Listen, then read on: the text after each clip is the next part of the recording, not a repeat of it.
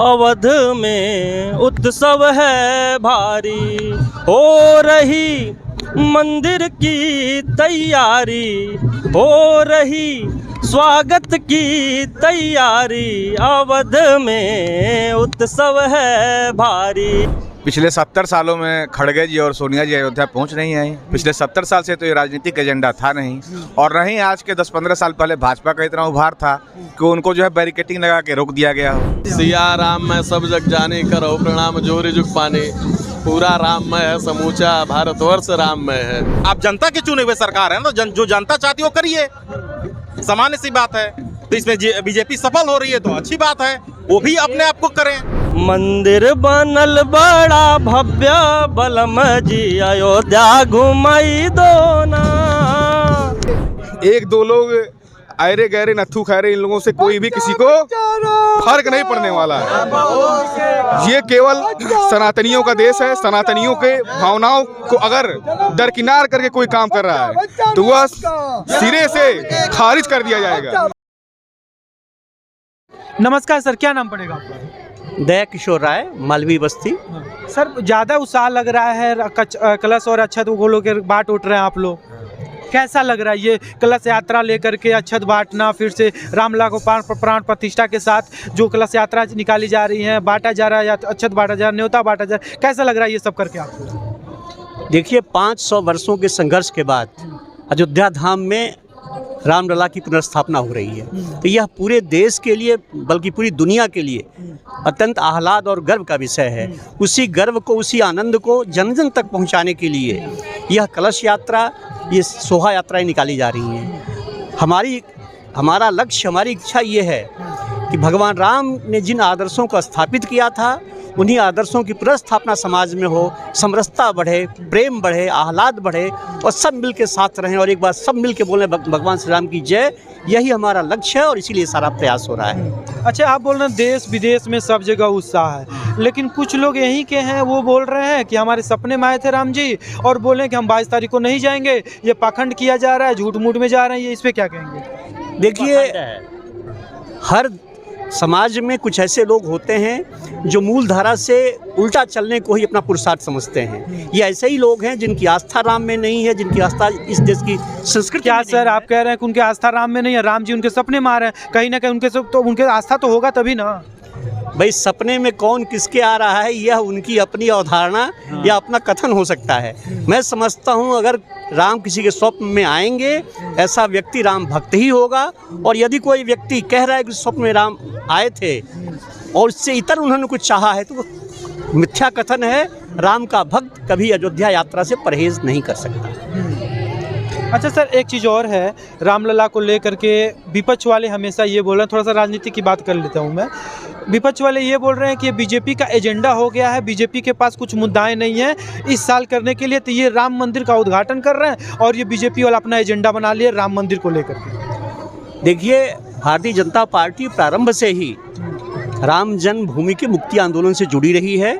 ये उसके लिए आस्था का विषय है, और आज अगर यह अवसर आया है कि राम जन्मभूमि पर भव्य मंदिर बन रहा है, तो उस आनंद में सम्मिलित होकर जन जन तक ये बात पहुंचाना कतई राजनीति नहीं है। यह पहले भी राम जन्मभूमि उनके एजेंडा में था, आज भी है और आगे भी रहेगा। और विपक्ष के लोग जो कह रहे हैं ये उनकी हताशा है, इससे अतिरिक्त उसके बारे में और कुछ नहीं कहा जा सकता। सोनिया गांधी और खड़गे साहब को एक कांग्रेस के नेता लोग बोल रहे हैं कि बीजेपी का एजेंडा है इसलिए हम नहीं जा रहे हैं, और दूसरी कन्हैया कुमार बोल रहे हैं कि हमारा पार्टी के लोग इसलिए नहीं जा पा रहे हैं क्योंकि थोड़ा सा हम लोग राजनीतिक में व्यस्त हैं और प्रचार प्रसार में व्यस्त हैं। इस पर क्या कहेंगे? आज ये सर आप कह रहे थे कुछ, क्या कह रहे थे, इस पर क्या कहेंगे? पिछले 70 सालों में खड़गे जी और सोनिया जी अयोध्या पहुंच नहीं आई। पिछले 70 साल से तो ये राजनीतिक एजेंडा था नहीं, और नहीं आज के 10-15 साल पहले भाजपा का इतना उभार था कि उनको जो है बैरिकेटिंग लगा के रोक दिया गया हो। तो ये उनका वो राजनीति कर रहे हैं इस विषय पर। ये तो लोगों का विषय है, ये ना राजनीति का विषय है ना किसी नेता का विषय है। ये देखिए, आप यहाँ कोई राजनीतिक लोग यहाँ दिख रहे हैं क्या? एक भी, not a single person is political man, no. सभी ये आम लोग हैं जिनकी राम में आस्था है, और बिल्कुल ये जो हवा बह रही है ना, ये राममय की हुई है पूरे हिंदुस्तान को ही नहीं बल्कि पूरे विश्व को। कितने लोग आह्लादित हैं, मेरे राम आ रहे हैं। वो त्रेता युग की छाया पड़ रही है इस समय विश्व पर। त्रेता युग की छाया से आच्छादित हो रहा है ये हमारा विश्व।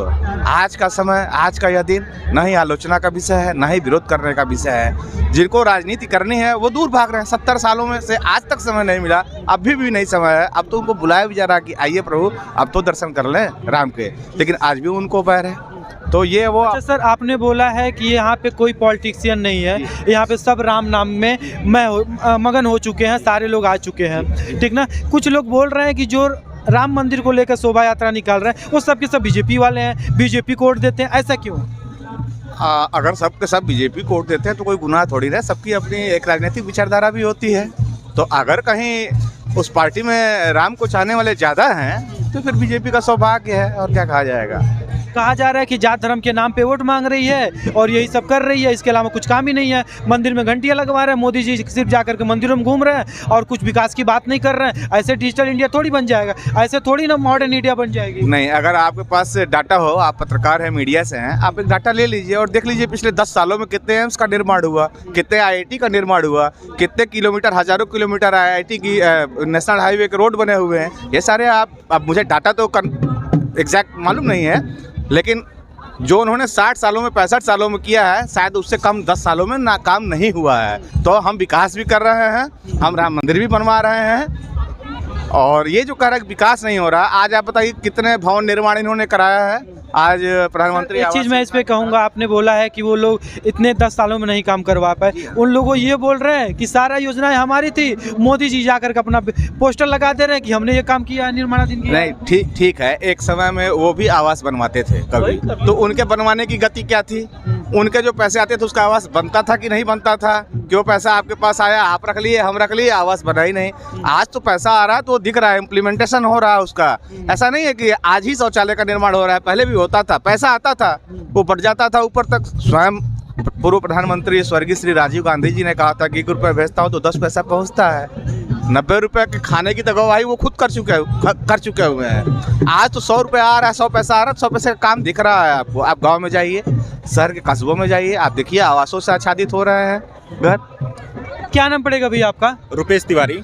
तिवारी जी, जैसे भैया ने बताया, सर ने बताया, क्या जो 1 रुपया राजीव गांधी ने बोला था कि 1 रुपया जब हम भेजते हैं तो कुछ पैसे सिर्फ आम जनता तक जाए, बीजेपी ने ऐसा क्या काम कर दिया है कि जो डायरेक्ट किसान लोगों के पास, आम जनता के पास चली जाए? ये आप भी देखते थे कि उस समय कितने पैसे के प्रोजेक्ट पास होते थे, कितना धरातल पे आते थे।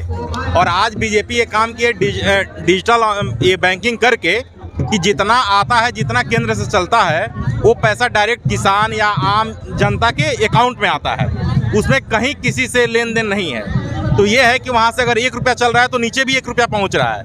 उस समय हम भी देखें और आप भी देखें। अभी कुछ समय पहले आप बोले कि बीजेपी का एजेंडा के बात कहे हैं, तो बीजेपी जब 2 पे थी, जब अटल जी और अडवाणी जी जब 2 सांसद थे, तभी भी वो राम के लिए लड़ती थी। आज 300 पार हैं, तभी भी राम के लिए लड़ रहे हैं।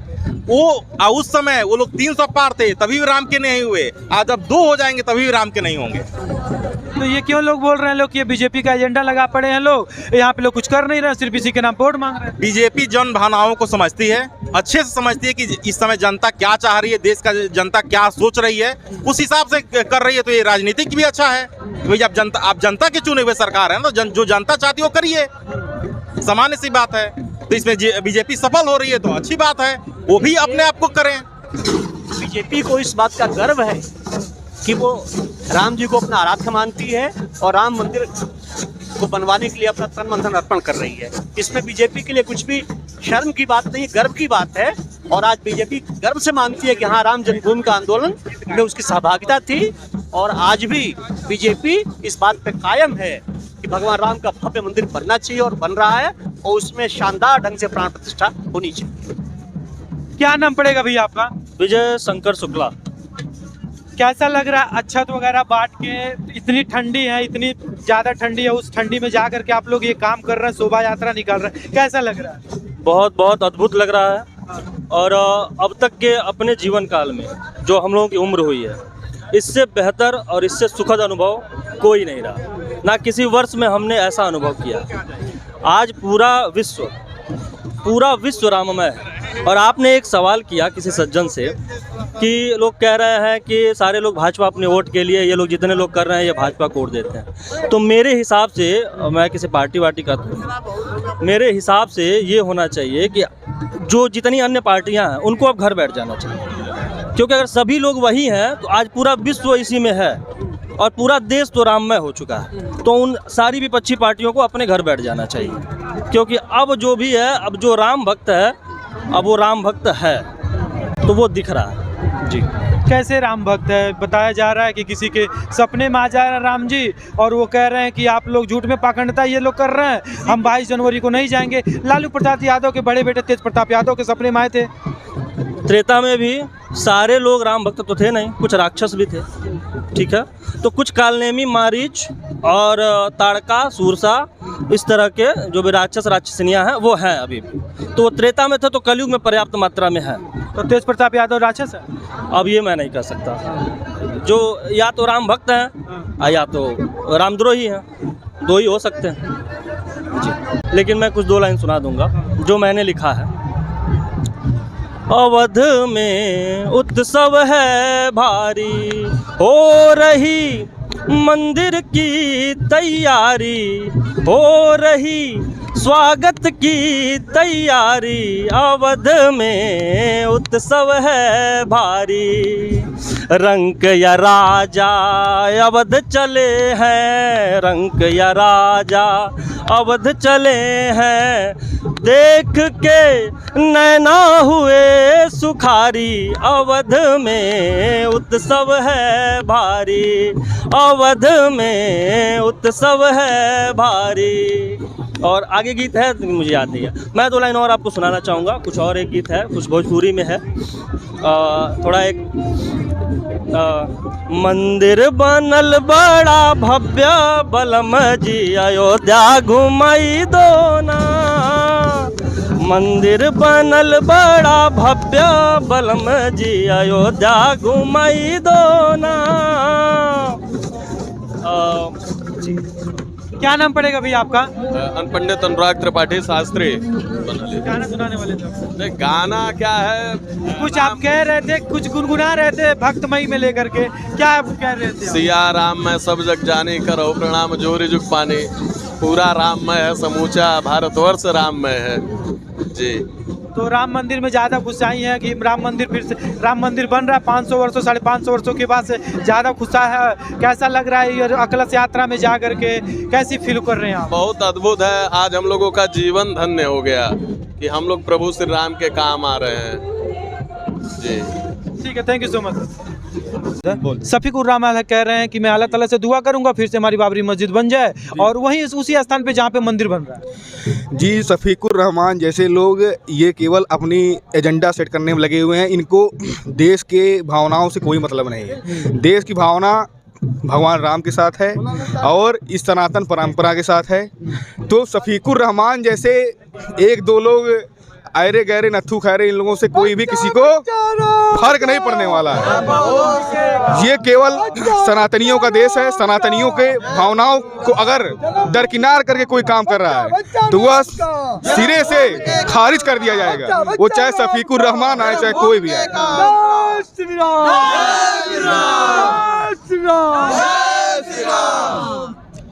कुछ मुस्लिम समुदाय के लोग वहाँ पे जाकर के पूजा पाठ कर रहे हैं, कुछ मुसलमान जाकर के भाई लोग वहाँ पे जाकर के चंदा भी दे रहे हैं। लेकिन वही ओवैसी साहब बोल रहे हैं कि हम अपने युवाओं से ये आग्रह कर रहे हैं कि वो लोग तैयार रहें कि हमारी और भी मस्जिदें नाम से छीन ली जाएंगे।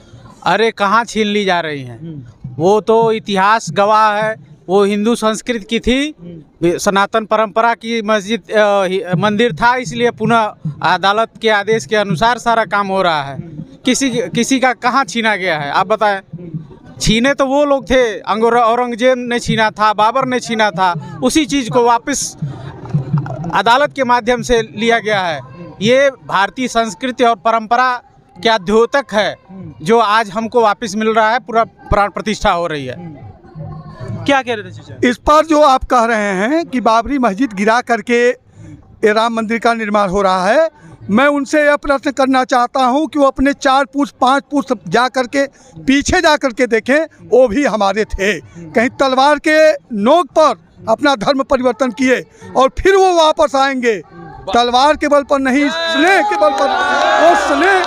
वो स्नेह के बल पर आएंगे और उसको छोड़ करके, नमाज को छोड़ करके जय श्री राम बोलेंगे, और मस्जिद में जाना छोड़ करके मंदिर में जाएंगे, और जितने मस्जिदें मंदिरें तोड़ करके मस्जिद बनी है वो सब मंदिर बनेंगी, उनके सबके सौजन्य से बनेंगी, और मुसलमान बोल रहा ये सबके सौजन्य से बनेगी।